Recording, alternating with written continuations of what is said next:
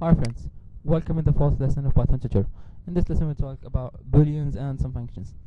The name boolean is inspired by the name of the British George Bool. Booleans are objects can hold truth values. The truth values are either true or false. Okay, I've created two booleans. The first one is A, holds the value true, and the second one is B, holds the value false. Here are some notes. True and false must be capitalized. Okay, true and false must be capitalized. The second note is the color of the words true and false. They are in the orange color because they are keywords or reserved words. All reserved words in Python are in the orange color by default. Alright, let's talk about operations on booleans. There are three operations can be applied on booleans. The first operation is AND. The second operation is OR. The third operation is XOR. Okay, let's talk about these operations one by one. The AND operation returns true as result if the two objects were true. I repeat, returns true as result if the two objects were true. Otherwise, it will return false. Okay, let's have an example. For example, A and true. I said true must be capitalized, so be careful.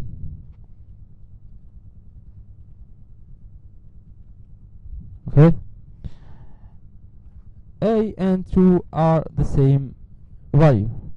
A holds the value true and true itself true. Okay, the result will be true. Our example, A and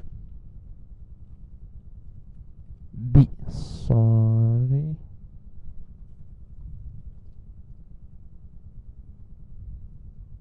The result is false. Okay, the rule is if the two objects were hold the value true, the result will be true. Otherwise, the result will be false. Okay, let's talk about the second operation. The second operation is OR.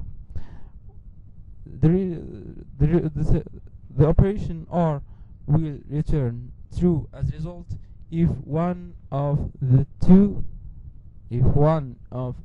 objects were true. Just one. Okay, if one of the two results were if one of the two objects were true, the result will be true.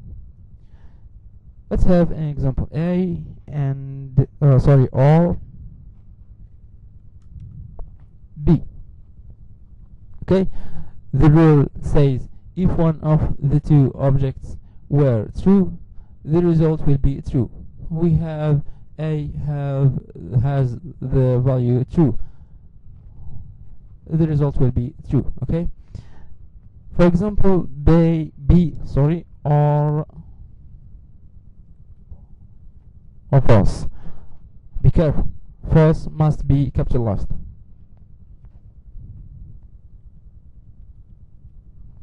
Okay. The two objects are false because B holds the value false and false itself false.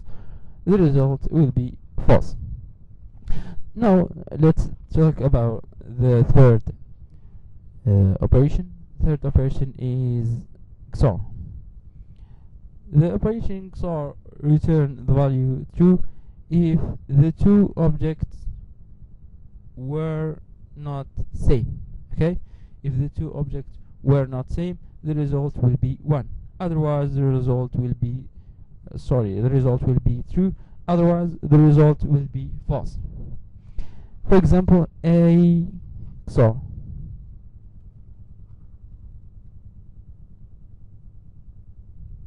This sign is used for the XOR operation.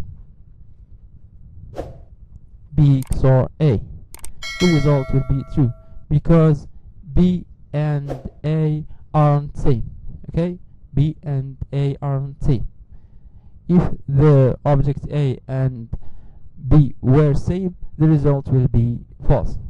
Let's have an example for A. For example, A and true.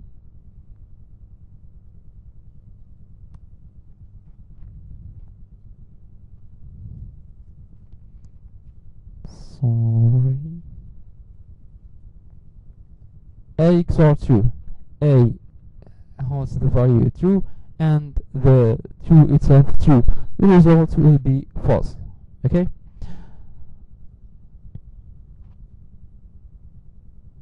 Now let's get to know the new 5 functions. The functions are type, id, init, float, and complex.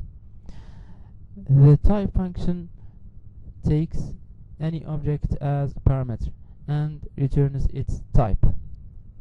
Okay, takes any object as parameter and returns its type. For example, A, the object A. We knew that the object A is Boolean. Okay, type A.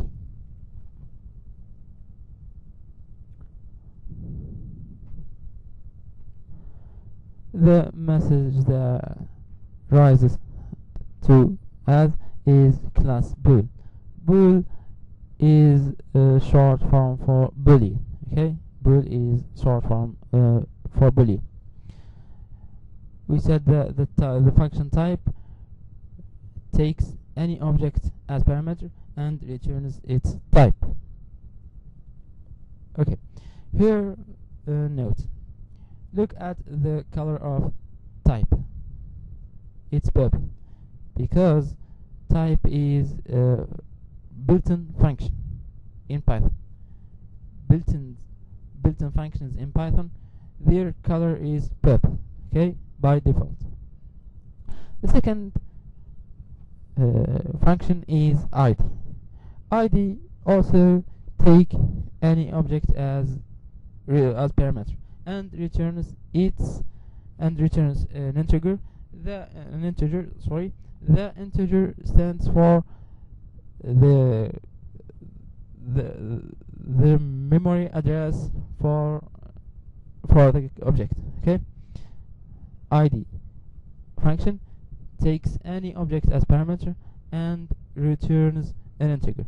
The integer stands for the address memory in the computer for that object. Okay, for example, A.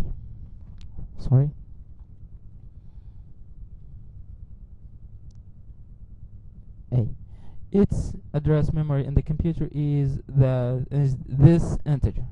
Okay, this integer is the address memory for the object A in the computer. Okay, the same note for id. id is in the purple color because it's a built-in function in Python. Third function is init. Init takes a numerical string. Okay, takes a numerical string as parameter and converts the string to integer. Okay, don't worry about strings because we will talk about in this next lesson. Let's have an example. Init is a short written for the word integer. Okay, init string, for example, 12. The result is the number or the integer, the result is the integer 12. Okay, we said the init function takes numerical strings. Okay, takes numerical strings as parameter and converts their value to an integer. Okay, the fourth function is float. Float itself also takes a digital string. Okay, takes a digital string and converts its value to a float point number. Okay, converts its value to a float point number. Sorry. For example, float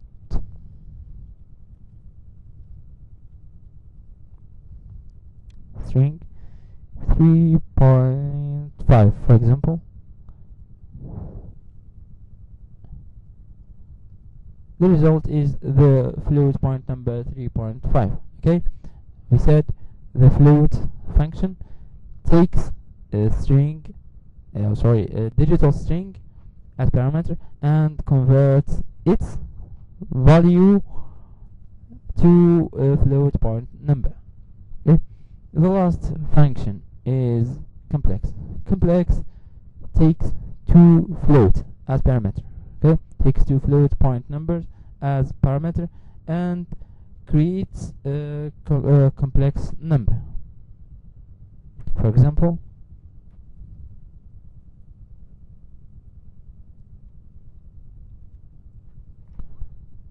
complex, sorry, I mistook, complex, yeah, that's okay.